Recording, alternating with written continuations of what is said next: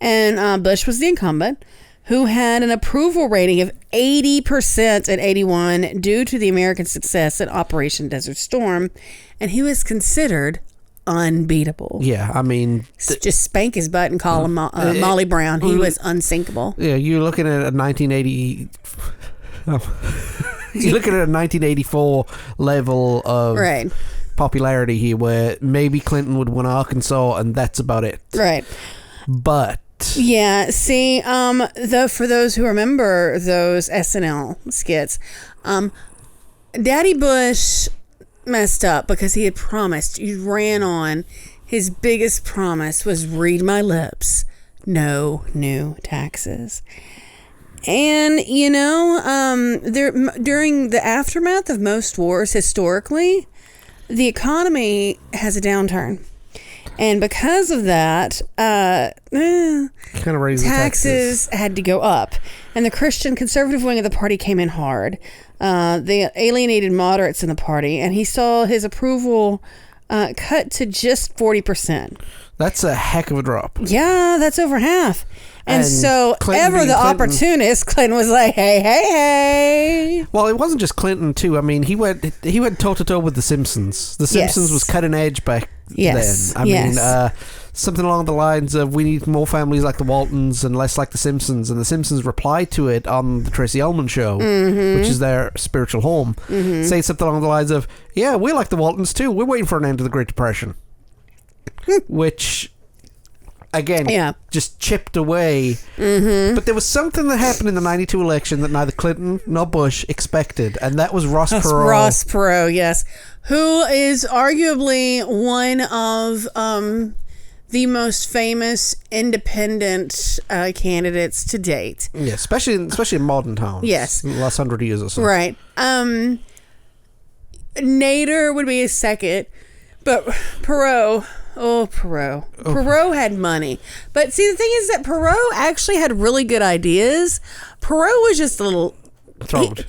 Perot wasn't throat. Perot came from the IT industry. He was very, very smart. And he had very, very good ideas of how to do things. Perot just had undiagnosed ADD. and he was like a little spitfire, and he was little too, and he was this little old man, and he would just bounce around and talk 90 degrees, not 90 degrees, 90 to nothing, and people couldn't understand what the hell he was saying because he was talking so fast, but it was actually really good stuff. But yeah, he was a billionaire in early 90s money. Yeah. So that's like, whoop. I mean, he was trillionaire now. Right, like he is who Bill Gates wanted to be money-wise.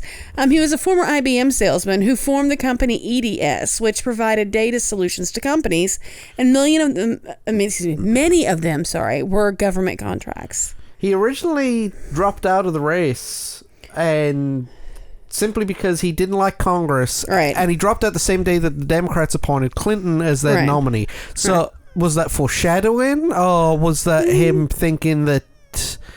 Because Clinton was getting popular at that point. He caught fire. Right. Oh, yeah, he did. As a candidate. And a lot of people were turned on by his youthfulness and his charm. Right. And you can say what you want about Bill Clinton. Oh, he was a charming thing. Yeah. Oh, yeah, he was. He took the grease off a break, And he talked out both sides of his mouth. Oh, of course he did. Yeah. I mean, more so for a politician. Right. And I come from the South. So folks know people, Yeah. And folks know people who know people.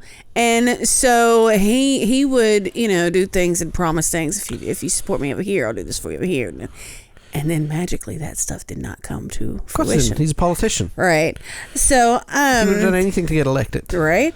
But Perot ended up running on an independent platform, taxing the wealthy, lowering tax on the middle class, and cutting spending to balance the budget and cut the deficit.